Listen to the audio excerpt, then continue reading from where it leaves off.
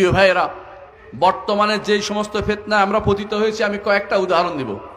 এক নম্বর হচ্ছে মত বিচ্ছিন্নতার ফিতনা, মতবিরোধের মধ্যে পড়ে থাকার ফিতনা। এই ফিতনার কথা আমাদের এই উম্মত যে পতিত হবে, এটা রাসূলুল্লাহ সাল্লাল্লাহু আলাইহি ওয়াসাল্লাম পূর্বান্নে আমাদেরকে বলেছেন। রাসূলুল্লাহ সাল্লাল্লাহু আলাইহি ওয়াসাল্লাম 3টি দোয়া করেছেন, 2টি কবুল হয়েছে, 1টি কবুল হয়নি।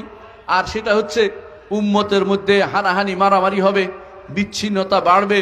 সেটা আজ এই ফিতনা আমরা চোখের সামনে দেখতে পাচ্ছি। দ্বিতীয় যে ফিতনা আমরা রাসূলুল্লাহ সাল্লাল্লাহু আলাইহি ওয়াসাল্লাম থেকে শুনতে পাই, তিনি বলেছেন এমন এক ফিতনা আসবে যা আরবদের ঘরে ঘরে প্রবেশ করবে। বিশেষ করে আরবদের বলেছেন, কারণ আজমরা বেশিরভাগই আরবের অনুসরণে করে থাকে, সেজন্য। আরও বলেছেন রাসূলুল্লাহ সাল্লাল্লাহু আলাইহি ওয়াসাল্লাম যে সমস্ত ফিতনার কথা বলেছেন, সেগুলো আমরা দেখতে পাই ফিতনাতুদ দাজ্জালের ফিতনা, যা হয়তো আজ না আসলে অদূর ভবিষ্যতে আসবে। কারণ এমন সব আলামত সামনে এসে যাচ্ছে, দাজ্জালের ফিতনাকে দূরে মনে করার কোনো কারণ নেই। দাজ্জালের ফিতনা আগেই বহু দাজ্জাল বের হবে। এই দাজ্জালগুলি দ্বীন ও ঈমানকে নষ্ট করবে। আজ দ্বীন ও ঈমানকে নষ্ট করে বহু দাজ্জাল বের হয়েছে। কথায় কথায় তারা এমন সব কথা নিয়ে আসছে, যেগুলো রাসূলুল্লাহ সাল্লাল্লাহু আলাইহি ওয়াসাল্লাম যে বলেছিলেন তোমরাও শুনিনি, তোমাদের বাপ দাদাও শুনিনি, এরকম হাদিস তারা প্রবর্তন করে বেড়াচ্ছে। এগুলিও কিন্তু উম্মতের মধ্যে ফিতনা ছড়িয়ে দেওয়ার কাজ। ফিতনার মধ্যে আরো ফিতনা হচ্ছে বেদাতি ফিতনা, খোরাফাতের ফিতনা, অর্থাৎ কুসংস্কারের ফিতনা, শিরকের ফিতনা, যা মুসলিমদের ঘরে ঘরে আজ পৌঁছে যাচ্ছে। বিশেষ করে আপনাদের এলাকায় সবচেয়ে বেশি, এখান থেকে শুরু করে সিলেট পর্যন্ত কোনো জায়গা বাকি নেই। সবচেয়ে ভালো মানুষ যাকে মনে করেছি, তার সাথেও আলাপ করে দেখেছি, তিনি বলতে চান ওলি আল্লাহদের তো কিছু না কিছু তো আছেই। আমি খুব দুঃখ পেয়েছি, আজকেই গাড়িতে বসেছিলাম, একজনের কথার ভিতরে ভিতরে আসছে, বলে যে ওলি আল্লাহদেরকে একেবারে ইগনোর করে যাচ্ছেন কেন? আমি তো ইগনোর করছি না, বলে কিছু তো ক্ষমতা তো আছেই। তখন তিনি কারামত দিয়ে আমাকে বুঝাইতে চেষ্টা করলেন। আমি বললাম যে সব তো হয়েছে মরার আগে, মরার পরের কারামত কেমনে আসলো এটা আমাকে বলেন। উনি শুধু মরার পরের কারামতের জন্য এই ওলি আল্লাহদের এই মাজারগুলিকে টিকিয়ে রাখার পক্ষে ওকালতি করছিলেন। বুঝেন কত বড় ফিতনা হতে পারে, যেখানে সরাসরি শিরকের আখড়াগুলি ভেঙে দেওয়ার কথা, এর বিরুদ্ধে প্রস্তুত থাকার কথা, সেখানে আপনারা এর পক্ষে কোনো না কোনোভাবে মানসিক টান অনুভব করছেন। এর চেয়ে বড় ফিতনা আমি তো আর চোখে দেখি না, যেখানে আমরা ভালো কিছু বলার মতো জায়গা আর খুঁজে পাচ্ছি না। এরকম জায়গা আজ আমাদের সমাজে বিচরণ করে আছে, এই অবস্থা বিচরণ করছে আমাদের সমাজে। আরেকটি ফিতনার কথা বলবো, শত্রুরা আজ আমাদের উপরে সওয়ার হয়ে আছে। মুহাম্মদুর রাসূলুল্লাহ সাল্লাল্লাহু আলাইহি ওয়াসাল্লাম বলেছেন, তাতাদা আলাইকুমুল উমাম কামা তাতাদাল আকালাতু আলা কাসআতিহা, যে জাতিসমূহ তোমাদের উপর হুমড়ি খেয়ে পড়বে, যেভাবে ক্ষুধার্তরা খাবারের উপরে হুমড়ি খেয়ে পড়ে। আজ সারা বিশ্বের তাবৎ নাপাক মানুষগুলো, কাফেররা সব নাপাক আল্লাহ বলছে, মুশরিকরা সব নাপাক আল্লাহ বলছে। নাপাক মানুষগুলোর নাপাক চিন্তাধারা দিয়ে আজ আমাদের মাথাকে সম্পূর্ণরূপে ওয়াশ করে দেয়া হয়েছে। আমরা আজ গণতন্ত্রের বাইরে চিন্তা করতে পারি না। আমরা আজ সমাজতন্ত্রের বাইরে অনেকে চিন্তা করতে পারে না। আমাদের ভাইরাই আবার সেকুলারিজমের কথা বলে, আমাদের ভাইরাই আবার জাতীয়তাবাদের কথা বলে। এই কথাগুলো কাফেরদের দেয়া জিনিস, যেগুলো তারা আমাদের উপর চাপিয়ে দিচ্ছে। আমাদের কিছু মুসলিম ভাই বাকি আছে, এদেরকে তারা স্বীকার করার জন্য আমাদের উপরে হুমড়ি খেয়ে পড়েছে। রসুলের এই বাক্য সত্যে পরিণত হয়েছে, আজ আমাদের চোখের সামনে দেখা যাচ্ছে।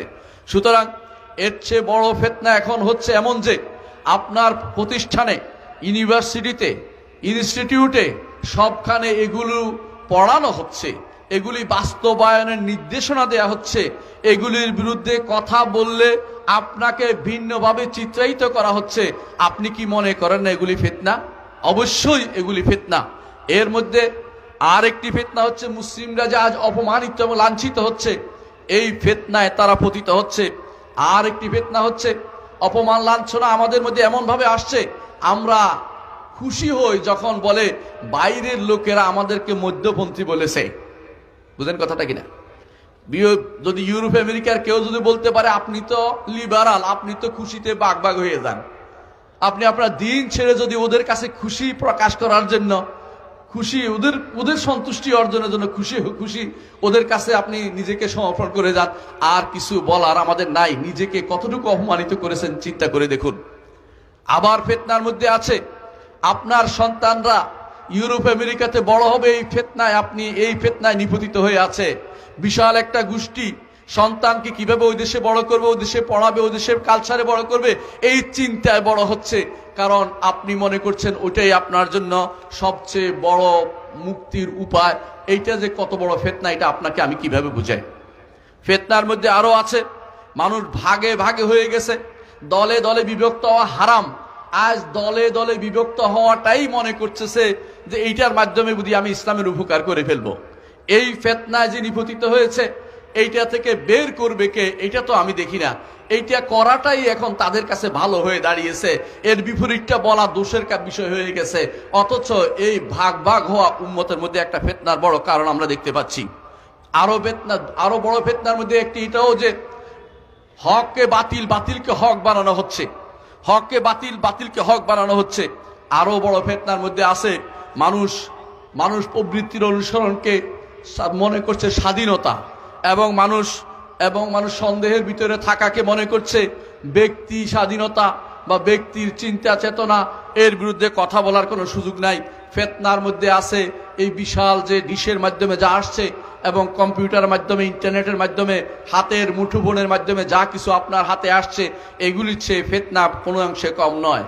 নারী ফিতনা, নারী স্বাধীনতার দিকে আহ্বান জানানোর ফিতনা, এবং কি বিদেশে সফর করা, এমন দেশে সফর করা যে দেশে কুফুরি আছে সেই সফর করা, এমনকি আপনার এয়ার ফিতনার, ফুটবলের ফিতনা, এই যে খেলাধুলার ফিতনা, এই ফিতনাগুলি কোনো অংশে কম নয়। এগুলি সবই আমাদের জন্য ফিতনার বিষয়। এই ফিতনা থেকে কেমনে ফিতনায় পতিত হয় দুটি কারণে।